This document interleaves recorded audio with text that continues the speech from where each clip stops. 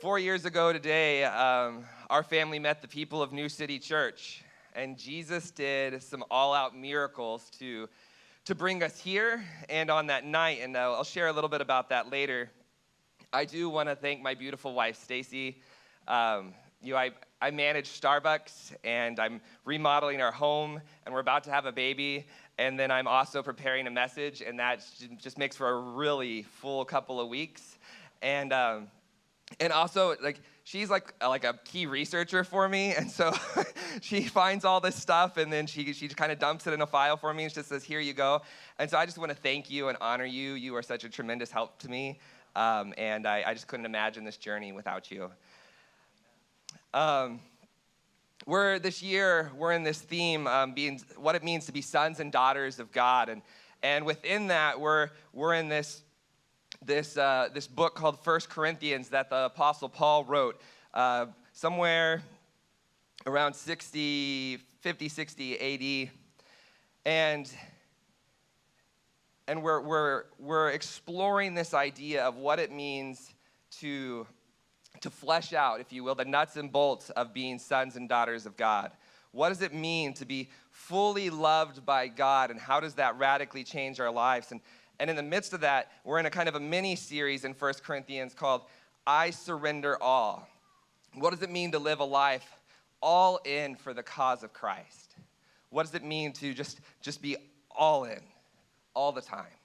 And so that's really what we're going to explore today. And as we do that, we're going to be in 1 Corinthians chapter 10, verses 23 through 11:1. And so if you have the word with you, whether that's on your device, which is what I usually use, or you have the old-fashioned hard copy, turn with me to 1 Corinthians chapter 10, verse 23.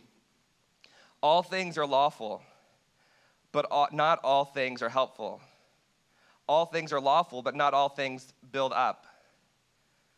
Let no one seek his own good, but the good of his neighbor. Eat whatever is sold in the meat market without raising any questions on the ground of conscience, for the earth is the Lord's and the fullness thereof. If any one of the unbelievers invites you to dinner and you are disposed to go, eat whatever is before you without raising any questions on the ground of conscience. But if someone says to you, this has been offered in sacrifice, then do not eat it, for the sake of the one who informed you and for the sake of conscience. If you're wondering what he's talking about here, David had a great message a couple weeks ago from chapter 8, just about doing what's best for our neighbor. But as he continues in verse 29, he says, I do not mean your conscience, but his. For why should my liberty be determined by someone else's conscience? If I partake with thankfulness, why am I denounced because of that for which I give thanks? And this is really the thrust of today's passage right here in 31. So whether you eat or drink or whatever you do all to the glory of God. Give no offense to Jews or to Greeks or to the church of God, just as I try to please everyone in everything I do, not seeking my own advantage, but that of many, that they may be saved. Be imitators of me as I am of Christ. When I read this passage, I'm like, man, that's hard and that's weighty. I mean, can we be honest with each other and just say that we don't all live for the glory of God all the time? In fact, a former preacher, I think, said it well when he said, we are nothing but the league of the guilty. You see, I wish I could say that I do everything for God's glory. You know 1 Corinthians 10:31, whether you eat, drink, whatever you do it all to the glory of God. But who does that? For 1 second, I wish I could say that I do everything for God's glory, but I can't, and neither can you. What I can say is that Jesus' blood covers all of my effort to glorify myself. That's what I can say. I wish I could say that Jesus fully satisfies me, but I can't, and neither can you. What I can say is that Jesus fully satisfied God for me. That's what I can say. That's the gospel. I wish that I could say I let go of all I have for Jesus, but I can't, and neither can you. What I can say is that Jesus let go of all he had for me. And see, church, when we grasp this truth, when we see this, our eyes become open, and that's when we become free. When we see all that Jesus did, that's when we can say, I surrender all. And that's today the big idea, the title, the message, however you want to put it, is living free for God's glory. I surrender all, living free for God's glory.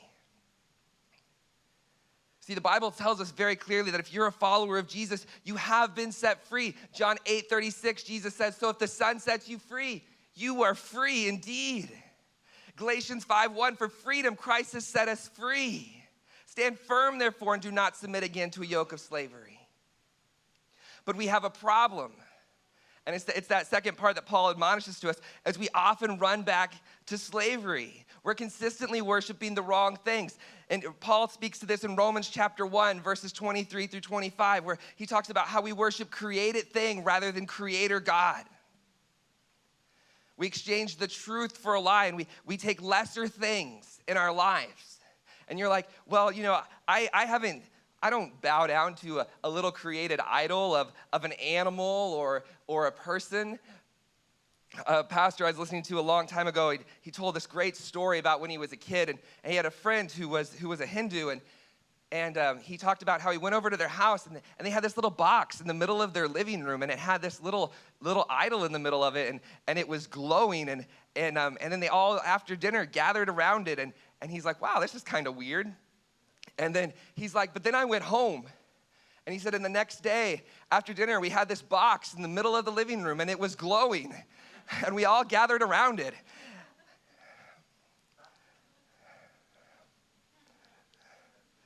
Matt Chandler says in his book, The Explicit Gospel, God created everything. And what he created was good. But what he created to be good was not created as an end in itself, but was given to us as good in order that we might be driven to worship him. In other words, when you and I take a bite of food, that should spark worship in us. Not a worship of food, but of the creator of food. When you and I feel the warmth of our child hugging us, that should create worship in us. When we feel the warmth of the sun in our faces, and we all appreciate the sun in Wisconsin, that should create worship. When we smell the rain, that should create worship. We could go on and on. The goodness of creation is designed not to declare itself, but to act as a signpost pointing heavenward. This is why Paul can say, so whether you eat or drink or whatever you do, do all to the glory of God. He is working from the assumption that anything and everything can be done to God's glory. You can go take a nap today to the glory of God. I probably will.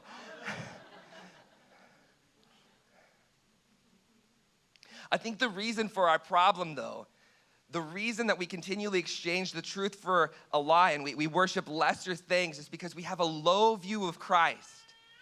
We don't see Jesus properly. And those of you who have heard me preach, you know I love to go to Revelation 19, but we're not going to do that today. Instead, we're going to go to Romans chapter 11. That's going to be the one other passage we look at. So if you flip over to Romans chapter 11, verses 33 through 36. And Paul, he's writing to the church at Rome, and he says, oh, how great are God's riches. Let's just stop right there. Oh, how great are God's riches. God is not constrained by wealth. The Bible tells us that he owns the cattle on 1,000 hills, that his wealth knows no bounds. Now, my wife and I, since we moved here, we bought a house and we've been remodeling it. And that remodel has always been constrained by two things. One, my lack of skill. And two, a lack of resource. And the word here is telling us that God is never constrained by a lack of resource. He's never constrained by a lack of having enough. When we give to the church, we're not giving because God needs us. We're giving to partner with God as part of the redemptive plan in the city of Oshkosh. That God says you get to be a part, not because he needs us in some way. But Paul doesn't stop there with riches. He says, and wisdom and knowledge, how impossible it is for us to understand his decisions and his ways. For who can know the Lord's thoughts? Who knows enough to give him advice? And who has given him so much that he needs to pay it back? When I think about this idea of the Lord's thoughts and the Lord's ways and his wisdom and knowledge, I think about how Paul is writing to the church at Rome that cannot possibly fathom the fall of Rome. Yet God, in his sovereignty, had already worked that to be part of his plan. He'd already seen the future. He'd already seen through time. He knows today, and he holds it in the palm of his hand. He's not constrained by the rise and fall of nations, by the plans of men. Some of us, we're freaking out about North Korea. And Paul, think about Rome, and they tortured and murdered Christians. And Paul wasn't like, hey, let's rise up and destroy Rome. He's like, man, if I could just get before Caesar and tell him about Jesus. Even if it cost me my life, that's all I want to do. I want to tell Caesar about Jesus. And eventually he did, and it cost him his life, and he was okay with that.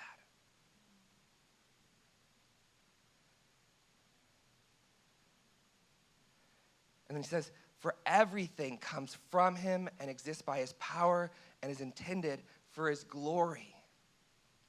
Now, no matter what you think about creation, what Paul is saying here is that God can think and speak things into existence.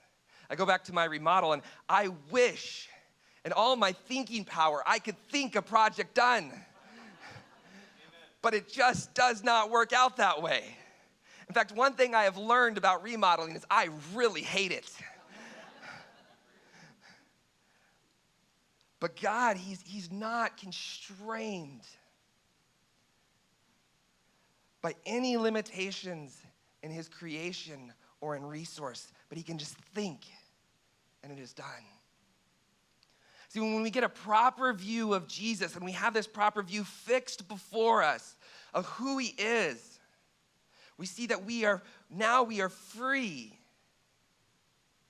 When we see Jesus clearly for who he is, it sets us free to live for his glory. And when we begin to do that, we see all that Paul says here in this passage in 1 Corinthians chapter 10 can be true. He starts off by telling us we are free to enjoy all God's gifts. It's almost a return to the garden. Enjoy what's before you. But just like in the garden, within the boundaries God set. Because we've already established them. He knows better. And we love to fight against this. Like, oh, God's a killjoy, or what are these for? And just one example. So God says, basically he says, don't shack up. We're going to put it loosely. And statistically now, we've learned that if you live together before marriage, you're almost guaranteed to get divorced. God said, don't shack up. He was thinking about us. Because statistically, you're almost guaranteed to get divorced if you live together before marriage. See, when God says enjoy all that's before us, but within the boundaries that he set, he's thinking of our good for his glory. But Paul doesn't stop there, because this passage, the thrust really isn't about us. He says that if you begin to see Jesus in the right light and you can live for his glory in such a way, you see that we are free to live for others. David addressed this so well a few weeks ago and brought up Galatians 5:14. For the whole law is fulfilled in one word: you shall love your neighbor as yourself. Or maybe Philippians 2:4 sits with you better, where it says, let each of you not look only to his own interest, but also the interest of others. See, Christian freedom is not the freedom to do the permissible, but to do what is beneficial for others, for the glory of God. See, God has set us free to stop living for our own little temporal universes that are going to fade and die away, and to live for something more, to live for eternity.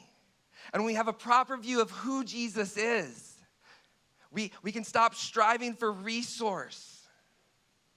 We can stop striving to figure it all out and trust in the one who has all the resource and has plans way better than ours.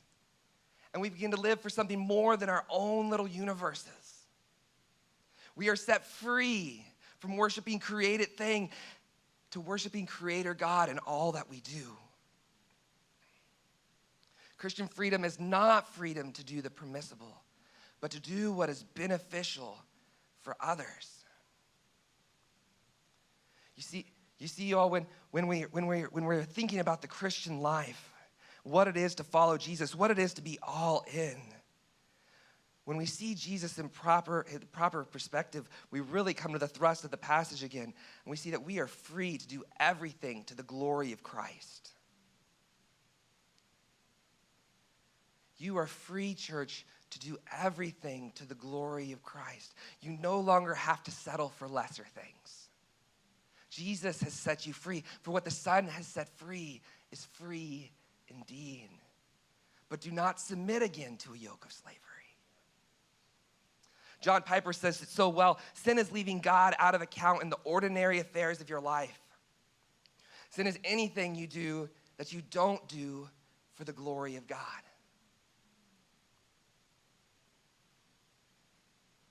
Man, that really begins to wrap around my heart and the places where I look at things other than Jesus, in the little things every day, and where my eyes are fixed on the wrong things, new phones and cars and bonuses and whatever, things that in a year I won't remember that I was thinking about. But man, I tell you, I remember it's probably about a year ago, a baptism Sunday that we had, and some people that were led to Jesus as a direct impact of what Christ had done through me. Man, I remember that. That's still stirring in my heart. What are we living for, church? God has created us for so much more. See, man was created to glorify God, to be the one creature who would respond in love to a loving creator. The psalmist expressed the proper position of man. Whom have I in heaven but you? And there is nothing on earth that I desire besides you. My flesh and my heart may fail, but God is the strength of my heart and my portion forever. It is very hard, church. It is very hard to glorify God and yourself at the same time.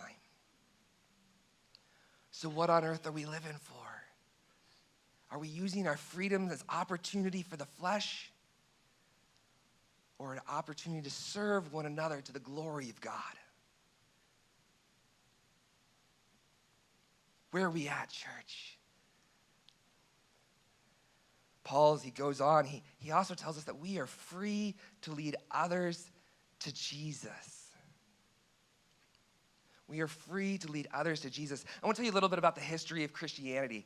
In 30 to 36 AD, we're not absolutely sure of the timetable in case you were just wondering, Jesus gave his life for the sins of the world. And then somewhere, shortly thereafter, Jews began to persecute the church. Christianity, though, begins to spread into the Roman Empire. Christians had pretty much done a little bit of a holy huddle, if you will. They just all kind of, we're going to stay right here. In fact, they were doing just the opposite of what Jesus had told them right before he left. It was to go into all the world. So Jews begin to persecute the church, and Christianity begins to spread. And one of those Jewish men, Paul, who was known as Saul, was violently persecuting this church. And God saves this murderer. Today, if you think you are too far gone, if you've done too much, that God could never fully see you in redemptive light, the man who wrote the book that we're reading was a murderous blasphemer by his own admission. Amen. You're not too far. Christ wants to set you free. You're not too far. God saved a murderous blasphemer, and he wrote over half the New Testament. What could God do with you? If we would but fix our eyes properly on Jesus and see him for who he is. So Paul, he's just all in on this Jesus. God radically saves him. And Christianity begins to spread all throughout the Roman Empire. And now Romans begin to persecute Christians, burning them at the stake, feeding them to lions, driving them from their homes. They're refused work. They're not allowed to shop in markets. Just in ways, in some places, just slowly starved out. Imagine watching your family slowly dwindle away because you've decided to follow Jesus because you're all in. Yet Christianity keeps spreading. In fact, Rodney Stark says that by 350 AD, 51% of the Roman Empire was Christian. Because they were all in. Matt Chandler, again, this preacher in Texas, he says, the more a government tries to subject and destroy Christianity, it flourishes. And the more it is given friendly quarter, the more it grows weak and stale and soft. And I would tell you, church, that in the last few decades in America, before the last, I'd say, decade or two, that we had very friendly quarter in America, and we've grown weak and stale and soft.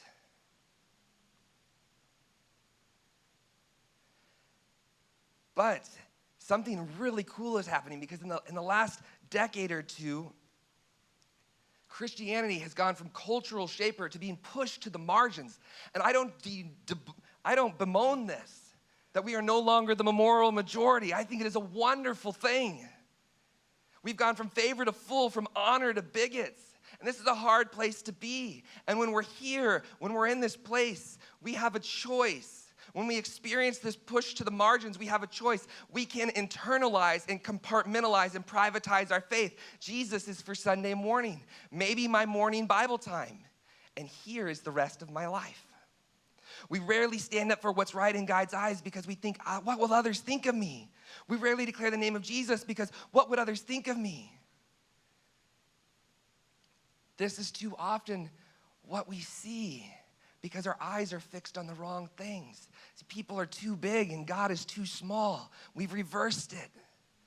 We've made people without resource and their knowledge all great.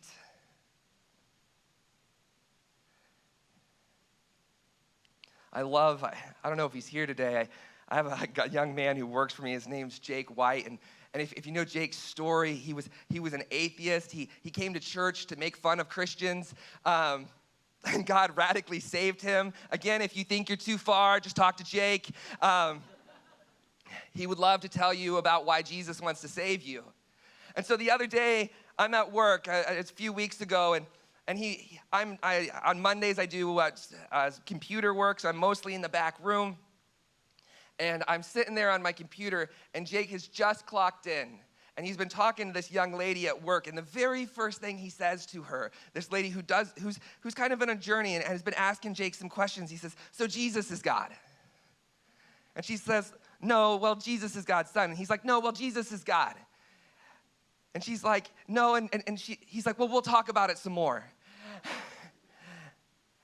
Jake has made the choice to go in the other direction. As we've been pushed to the margins, he said, I can't internalize or compartmentalize or privatize my faith, but Jesus would call me to take bold steps to not worry about tomorrow or resource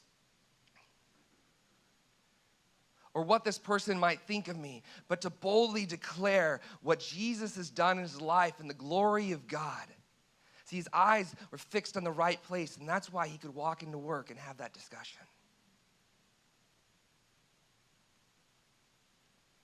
Because he's not worried if he loses his job.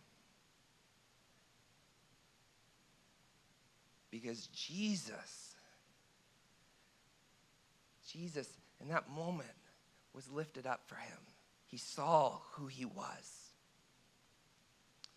Church, we're free to think about more than right now and tomorrow and those around us. And the greatest thing you could do to serve others is to tell them about the one who has set you free. And then as we see all this, how we're living free, because of this view in Jesus, by correcting that view, we see we are free to follow Christ wherever he leads. I want to tell you a little bit about what this has looked like for us. So after basically destroying my life in Arizona, God, being the God he is, the God of second, third, fourth, fifth, and 20th chances, heals my family, and I go to school. I go to school to study the Bible, and I minor in counseling. And as school is ending, my wife and I are praying about what we should do, and in talking to others, we believe God had still called us to minister to others in a pastoral capacity, and I'm in this time of fasting, and God begins to do some just all-out miracles. So if you ever don't want to do something, don't tell God you're not going to do it. Because basically the two things that were off the list was I wasn't going to be part of church planting because that's where I destroyed my family, and I wasn't going to move to the frigid north because who wants to live there? And yet that's exactly where God took us. God introduced me to a man in Wisconsin, and we're talking, and God's beginning to knit our hearts together, and I just feel led to pray for these cities in Wisconsin. And so I'm praying for these 5 cities in Wisconsin, and it's really bizarre because I just know in my heart, deep within, I'm supposed to stop praying for the 2 of the cities. Now, I'm not saying those cities didn't need prayer. I just wasn't supposed to be the one giving it for them. And so now I'm only praying for 3 cities. And so the next time this man and I talk that lives up in Appleton, at the end of the prayer, I pray over these 3 cities. And he says, Jeremiah, he said, why did you pray over those 3 cities? So I tell him the story about how God just told me to pray for these 3 cities. This is going to sound a little crazy. And he says, you're not going to believe this. He said, but we have been praying for God to send church planners to the cities of Eau Claire and Oshkosh and Kenosha. And you couldn't have known about that last one because we just added it a week or 2 ago. And then God begins to do some other just miracles where he clearly says, we are supposed to come to the city of Oshkosh. Now, after school, I just needed to provide for my family. I'm working 3 part-time jobs in a very economically depressed area, just doing whatever it took to provide. And so I was like, my wife and I are talking, and we're like, we know God's called us to Oshkosh. We're already renting month to month. We already are working on nothing. Let's go do that up there.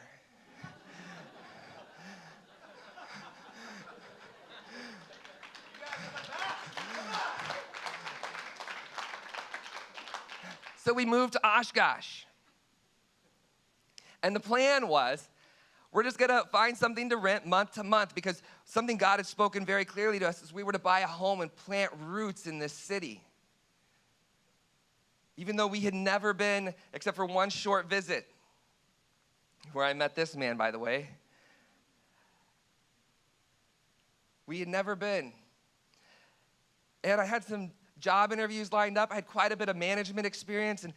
And just the thought was, well, God's just done miracles to this point. Of course, he's got to provide somewhere to live and someplace to work, something.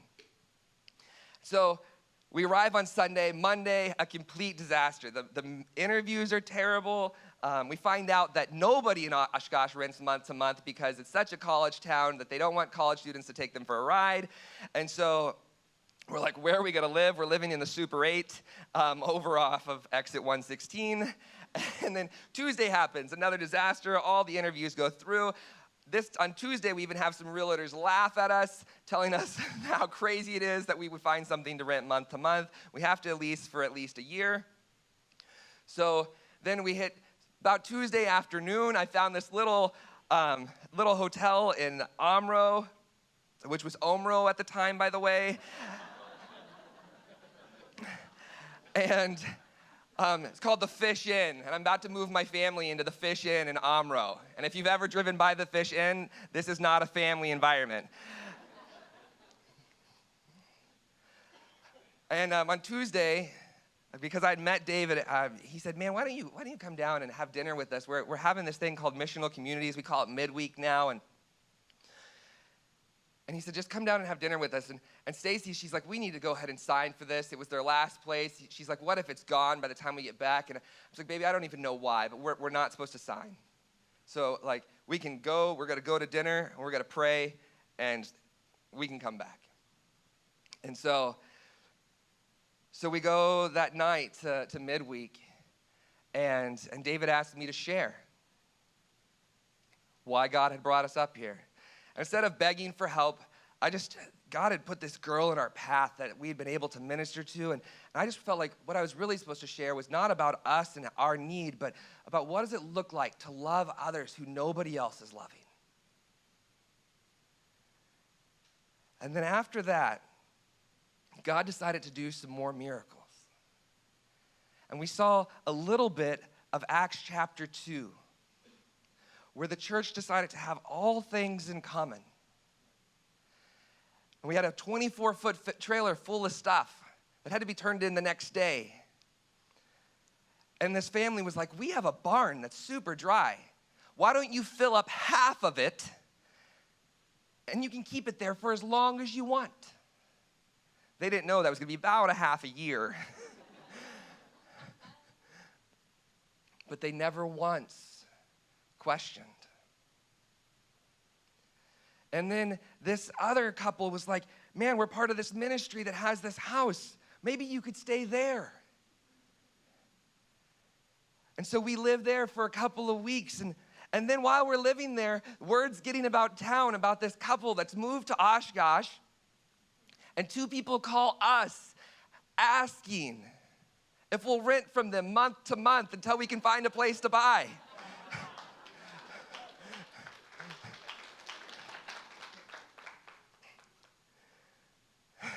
And then 8 days later, I become the manager of Arby's. Now, in all of this, that night, by the way, God told my wife that we were home at New City.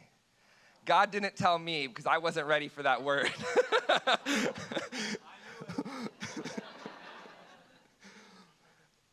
She was wise enough also not to tell me. And then probably, I don't know, I don't remember the timeline from there. Our hearts began more and more knit to New City. I remember going for a prayer run. I was out running, and I was just praying over the city. And the idea was I was going to be praying for our church all over the city. And the whole time, my spirit was constrained to pray for nothing but New City Church. And just over and over again, every place I stopped, I prayed that God would give New City Church that ground.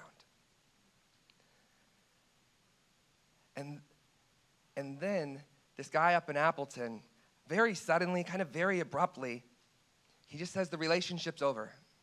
We don't want to partner with you anymore. And I remember coming to midweek that night and just being like, we're going to plant this church instead. This is where God would have us. This is home. This is what following Jesus would look like right now. And I won't tell you there haven't been incredibly crazy hard moments. When, like, a couple months later, when that same guy comes to me, he says, Jeremiah, I was wrong. Will you forgive me? I'd like to fully fund a church plant, and I absolutely hate what I'm doing, still working for Arby's. And I tell him, no, God has us right where he wants us. Sometimes that's what following Jesus looks like. And I'm not going to say that wasn't crazy hard, because it was. But in that moment, thank God for a godly wife who said, we just need to look at Jesus. Because as much as it was hard, it wasn't. Because for a little bit, our eyes were fixed right where they needed to be. Now, I'm managing Starbucks, as we said earlier, and I won't say I've been a perfect manager, because I haven't. My goal is to glorify God in all I do every day at work, and I have some former employees here who would tell you sometimes I've miserably failed at that.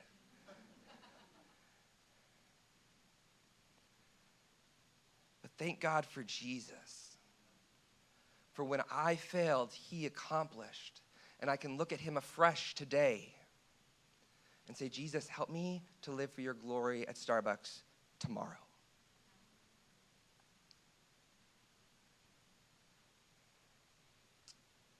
Help me to lead people to you every day, starting today. Let me live for your glory. Let me see this freedom that you have me in afresh today. And some of us, that's what we need today, is we need a word that lets us see that we are free. See, in all those miracles, you'd be like, oh man, the McDuffies, man, what crazy faith. Man, on day 2, on Tuesday, I was like, God, what the heck are you doing? I might not have said heck. I was freaking out. It was miracles that brought us here. Come on, a little help. Jesus, I believe, help my unbelief. And in that moment where I was teetering, it's so funny. I love Facebook memories because on day 1, I tried to put a good face on Facebook, and I had to laugh at it because what I said and what the truth was in my heart were two wildly different things. Brennan Manning said, the church is not entrusted to successful fundraisers, brilliant biblical scholars, administrative geniuses, or spellbinding preachers, but to those who've been laid to waste by consuming passion for Christ. Passionate men and women for who privilege and power are trivial. Passionate men and women for who privilege and power are trivial compared to knowing and loving and sharing Jesus. Passionate men and women, this is what God is calling us to today, church. Passionate men and women for who privilege and power are trivial because we know it's fading away. Who was the president 25 years ago? 30 years ago? 50 years ago? Now we're really stretching to maybe one person in the room knows the answer. Trivial compared to knowing and loving and sharing Jesus, because that, my friends, will last and echo for eternity. Live free, church, for the glory of God. That's what he's calling us to today, to live free. And so today I'm a manager of Starbucks, and I'm not doing what I went to school for. I have a major in Bible, not in business. And sometimes it shows.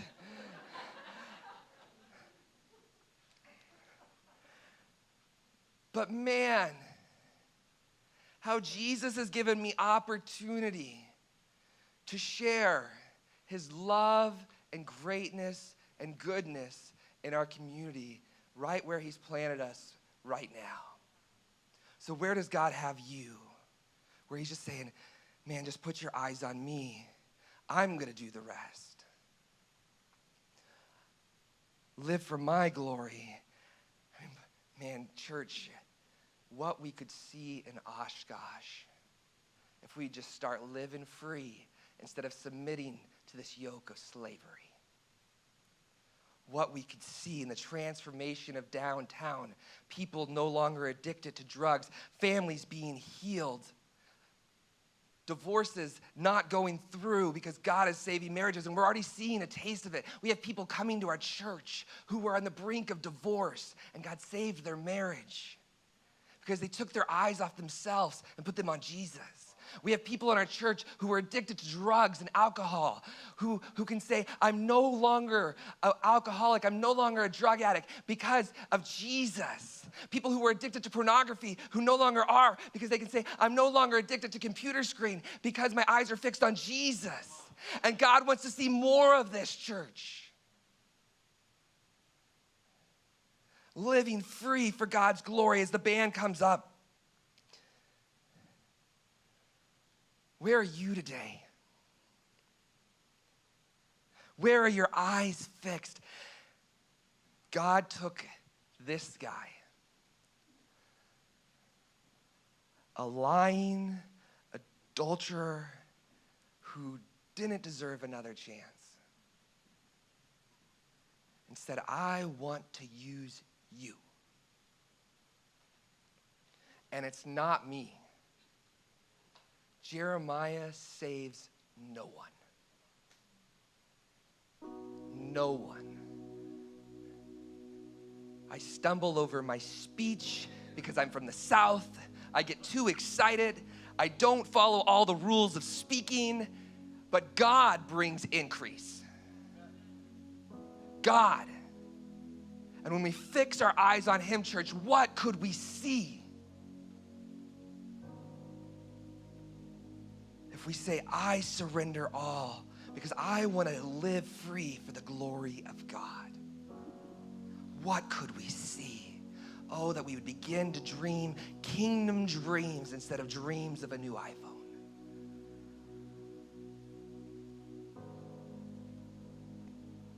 Pray with me. Jesus, I believe today, Lord, you want to transform your church into something new and alive.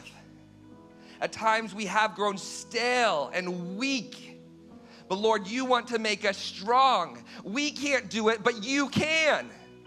So God, I pray right now, our hearts would be turned towards you and your magnificence and your glory. And Lord, our eyes would be firmly fixed on the author and finisher of the faith, the beginning and the end, the Alpha and the Omega, the one who thinks and it is in existence, the one who does not lack any resource, the one who has wisdom and knowledge beyond anything that we could think or imagine. Lord, that our eyes would be fixed there. We wouldn't be worried about war or the end of America, because in the end, nations rise and fall, but you last forever. And God, that our hearts wouldn't be turned towards anger or hatred, but God, that we would be turned towards you.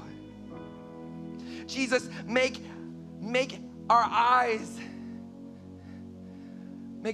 go heavenward, Lord.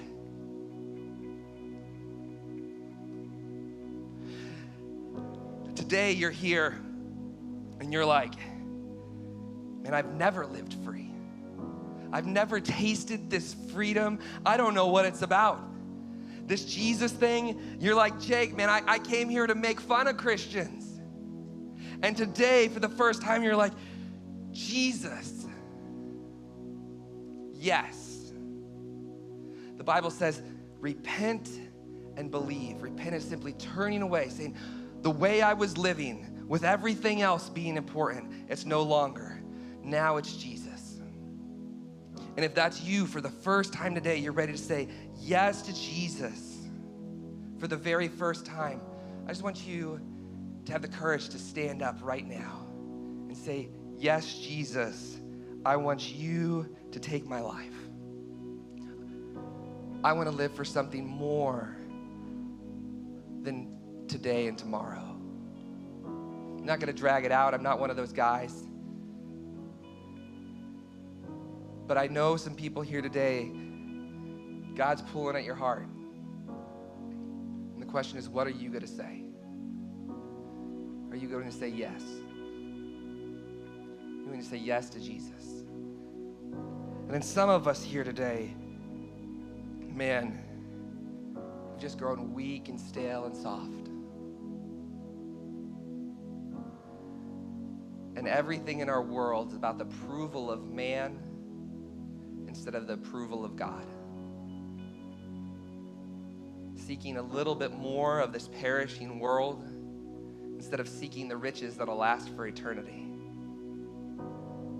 And it's time to stand up and say, I am one of the redeemed. But it's not time to do it on Sunday morning, church. It's time to do it on Monday morning, and Tuesday morning, and Wednesday morning, and Thursday morning, all through the week. It's time to stop compartmentalizing our faith and to live for the only thing worth living for. And today, if you need to do some business with God, where that's you say, yeah, my eyes have been fixed in the wrong place. I'm just gonna confess, man, I've been remodeling my home, and we're having a baby, and in the midst of that, and there have been some times in the last 9 months, my eyes have been anywhere but Jesus. And I'm so glad David asked me to speak today as we celebrate the miracles of 4 years ago, because it's really helped recenter my heart. Say, yeah, that's why I moved here. Not for me, not for another bonus, not so that my house could get finished, but I moved here because God wants us to lead people to Jesus in Oshkosh. And if God's talking to you today, I just ask that you would stand up, be bold, and say, yeah, it's time for me as a believer to take a stand. Say, yes, Lord, my eyes have been fixed in the wrong spot. To be bold and courageous. God, I just pray, but you know our hearts. God, you see those who need, God, you see those who need you. God, you see those where our eyes are fixed in the wrong spot. God, I pray that we would start living for more and let it begin in me, Jesus. God, 4 years ago was great, but I want the miracles you want today and tomorrow and the next day. Lord, let me be part of that.